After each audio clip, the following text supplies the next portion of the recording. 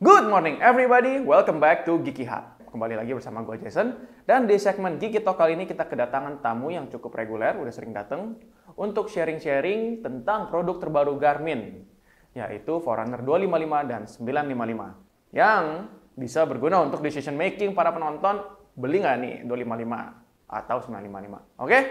Yuk!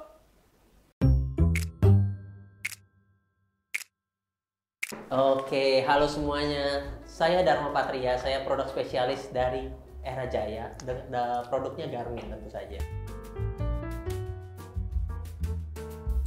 Ya, kalau dihitung-hitung dari 2015 berarti. Ya ampun, dari SMP ya? Enggak dong. Mohon maaf. Soalnya kelihatan awet muda. Oh iya, terima kasih. Memang mudah sekali saya.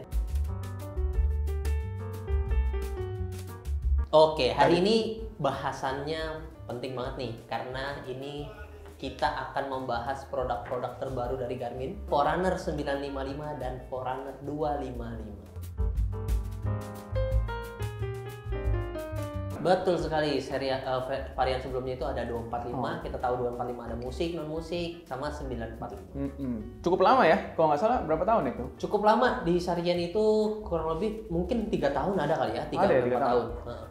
Artinya kita berarti bisa ngambil kesimpulan awet.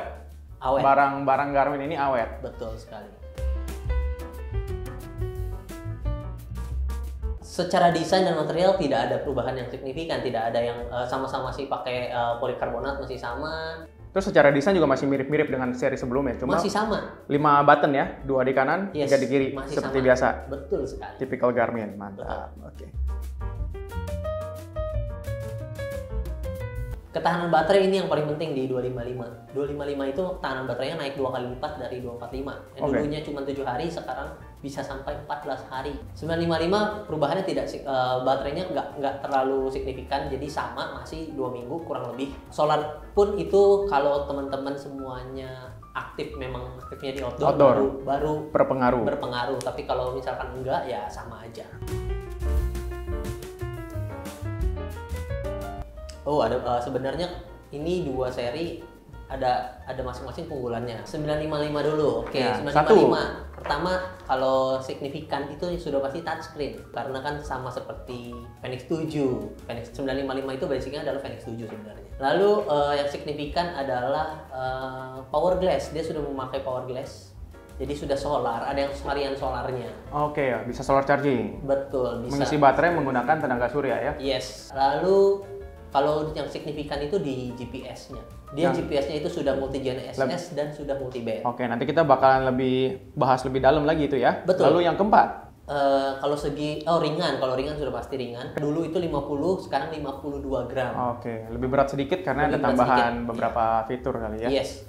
Kalau 255? 255 kita ada 2 varian nanti. Oke. Kalau dulu kan kita taunya adalah 245 doang, musik, non musik. Sekarang kita ada 255 non musik sama, tapi ada ukuran yang berbeda, yaitu ada S-nya. Oh, jadi dia mirip ukuran dengan yang kecilnya, sama ada yang lumayan besar. Oke. Gitu.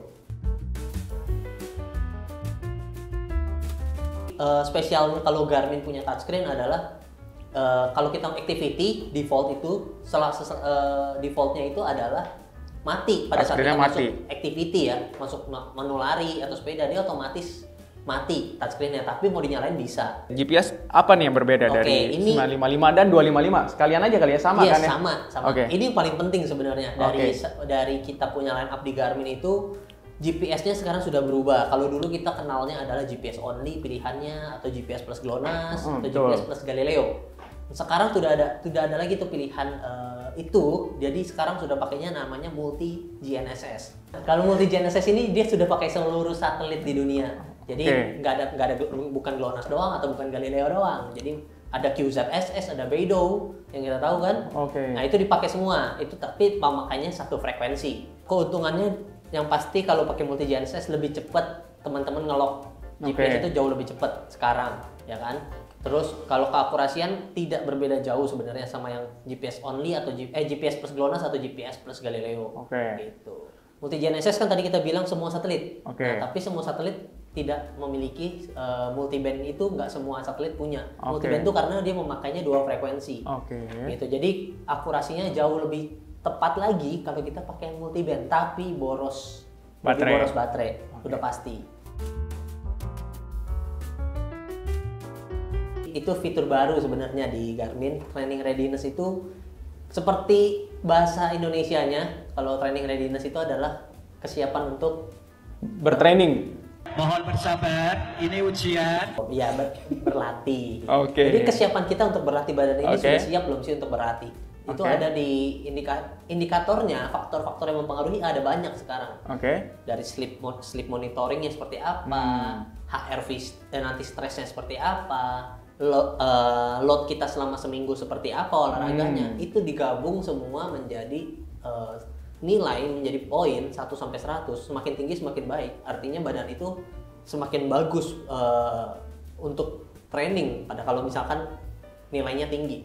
Iya, badan ini udah siap belum? Udah fit lagi belum? Karena kan kita ada recovery kan, ada recovery time, ada apa, itu semuanya dinilai, ada penilaiannya. Soon untuk di Fenix 7 series mungkin atau di Epix. Jadi sementara hanya ada di 955. 955 doang.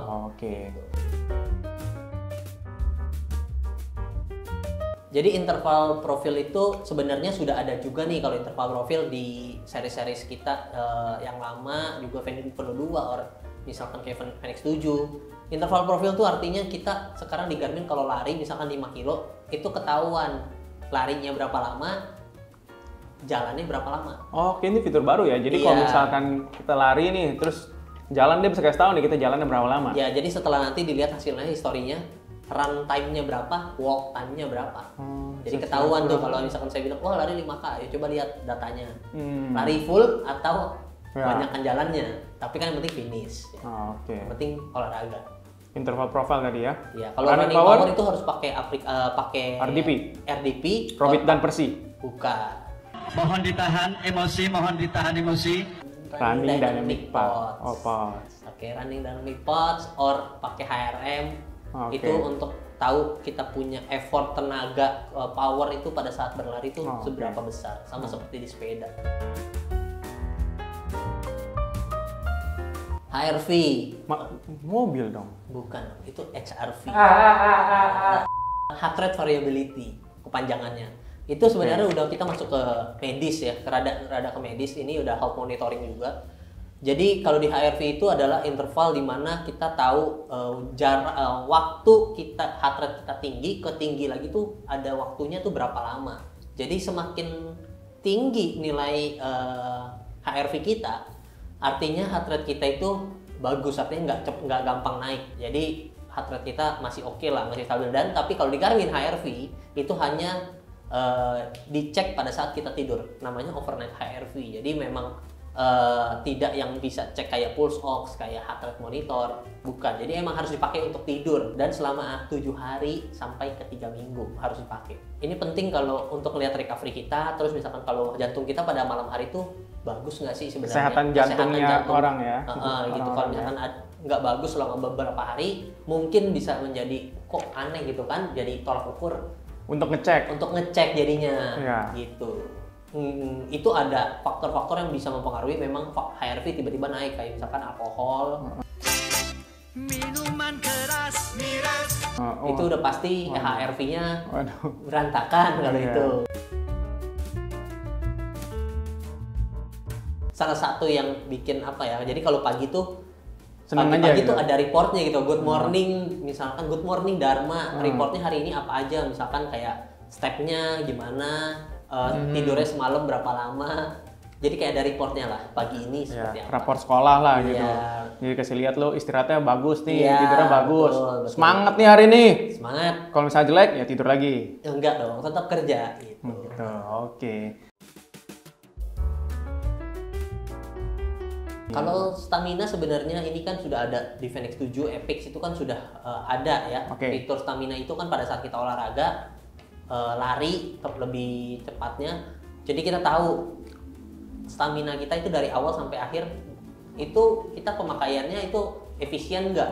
Gitu. Jadi jangan boros-boros di awal atau di akhir gitu. Ini jadi pokoknya beda ya dengan body battery. Jangan Beda. disamakan. Body battery itu mungkin untuk 1 hari full Betul, itu. Kalau betul. stamina ini untuk di saat lagi beraktivitas. Pada saat beraktivitas. Jadi kita bisa pace ourselves lah gitu. Jadi misalnya lari, oh lu terlalu capek Iya, nih lu. betul. Padahal sedangkan lu masih ada Masih jarak. panjang. Ya, Gitu. itu stamina. Yes. Oke. Terus wellness feature ada apa Kalau lagi? wellness nggak beda jauh lah sama itu, semua sama Fenix 7, heart rate, body baterai, stress level, ya kan, health snapshot itu sudah ada juga, Oke. respiration, semua lengkap. Oh, oke. Karena 955 itu sama persis dengan Fenix 7. Fenix 7. Cuma versi lebih ringan untuk Betul. supaya lebih nyaman berolahraga. Yes, bener banget. Bener, tapi pada saat kita berolahraga. Oke. Jadi kan kalau lari kita udah punya mapnya, kita tuh bisa lihat, kita bisa diarahin gitu. Mau belok, ada turn by turn-nya tuh sudah ada. Gitu. Itu kita atur sebelum kita mulai lari. Iya, kalau kita ada maps-nya kayak GPX, file GPX itu kita bisa masukin, nanti keluar tuh. Kita harus belok mana, harus seperti oke. apa. Itu map itu membantu sih. Oke. Di 255 nanti itu teman-teman semua sudah bisa untuk olahraga triathlon. Itu sudah bisa. Selama ini kan cuma ada di seri 745, 945. 945. Nah, sekarang sudah masuk di Forerunner 255. Itu multisport.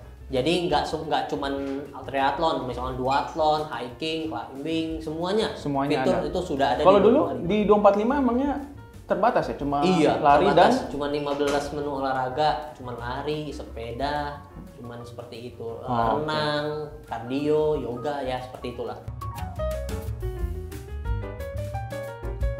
Kalau harga ini, kalau saya bilang tidak akan berbeda jauh dari seri sebelumnya. Jadi untuk teman-teman yang mau beli ini pasti masih worth it banget, sudah pasti. 255 itu kita mulai dari 5 jutaan yang untuk non musik, ya kan. Nanti yang musik itu sekitar 6 jutaan. Nah, kalau yang Forerunner 955 non solar itu kita mulai dari 8 jutaan. 8 jutaan nggak berbeda jauh sama yang lama.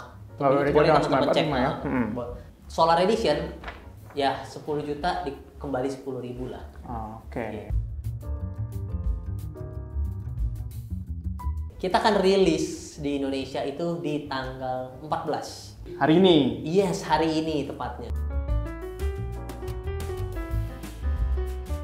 Kenapa nggak AMOLED? Karena kita ngomongin Forerunner series ini adalah untuk performance, dimana AMOLED itu kan lebih ke lifestyle ya, lebih ke lifestyle, lebih untuk keren, ya kan. Tapi Oke. sedangkan kalau orang-orang yang pakai Forerunner nih lebih condong memang Olahraga. training ya, Nah. untuk olahraga. Jadi memang didesain sedemikian rupa, seringan mungkin, seefisien mungkin untuk olahraga. Oke. Gitu.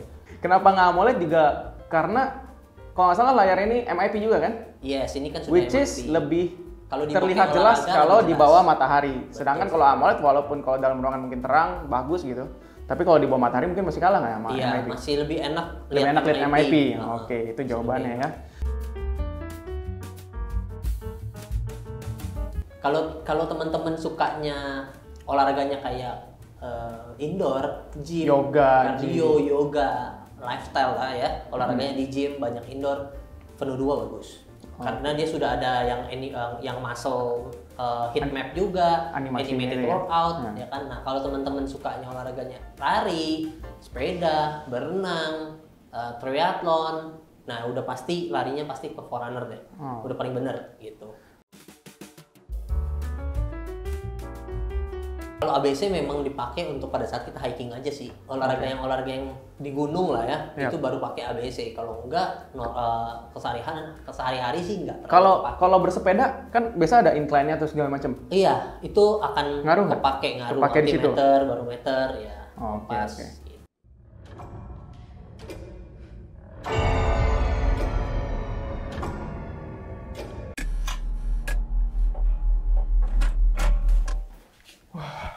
Guys, aduh, sorry ya, ini sorry banget nih. Dharma diambil fake, nah. Jadi sekarang dia lagi di upside down, doain aja ya. Tapi tadi sebelum waktu dia lagi di atas gitu kan, nempel langit-langit, sempat kita tanyain 2 pertanyaan terakhir sih. Dan dia sempat jawab sebelum, ya, tau lah. Jadi jawaban dari dia saat dia lagi adalah Kalau 255 itu udah advance, 955 tapi itu udah expert. Jadi buat kalian yang mau standarnya udah seperti atlet profesional, bahkan kalau memang kalian atlet profesional pasti mengarahnya lebih ke 955 karena training readiness itu sangat amat berpengaruh menurut dia. Sekarang kita mau belanja di minimarket, mau apa segala macam belanja pasti pakai e-wallet ya, mau itu pakai ya kayak GoPay, ShopeePay, apalah, Dana, OVO gitu kan. Kan lebih enak lagi kalau misalnya kita sambil habis lari, habis berolahraga, nggak usah bawa handphone, nggak usah bawa dompet, bisa bayar pakai Garmin Pay, contactless payment-nya. Sayangnya memang sampai saat ini di Indonesia masih belum support. Jadi mudah-mudahan bisa secepat mungkin support. Ayo, Garmin Indonesia, laksanakan tugasnya, percepat. Oke, tadi udah kita cover semua, pertanyaan-pertanyaan juga sudah dijawab oleh si Dharma. Kita doakan ya Dharma yang terbaik. Semoga bisa diselamatkan oleh Eleven. Kalau dari kita pribadi, dari Geeky Hub, menurut kita cukup worth it karena bisa dilihat juga dari jarak rilis ya. Dari seri sebelumnya yaitu 245 dan 945 itu cukup lama, 3 tahun. Yang artinya 245 dan 945 itu sangat amat awet dari segi fitur dan dari segi ketahanan baterai dan juga kualitas. Apalagi kan kalau misalnya belanja di Indonesia, Garmin itu garansi tahunnya sampai 2 tahun. Jadi kalau bisa dilihat cukup stabil ya performa dari 245 dan 945. Jadi jangan ragu untuk membeli si 255 ini dan 955. Apalagi fitur-fitur terbarunya seperti HRV dan juga kalau misalkan dari si Pak Dharma itu sangat mementingkan banget menurut dia itu adalah si GPS-nya, si multiband-nya itu. Ditambah kalau 955 itu dari training readiness.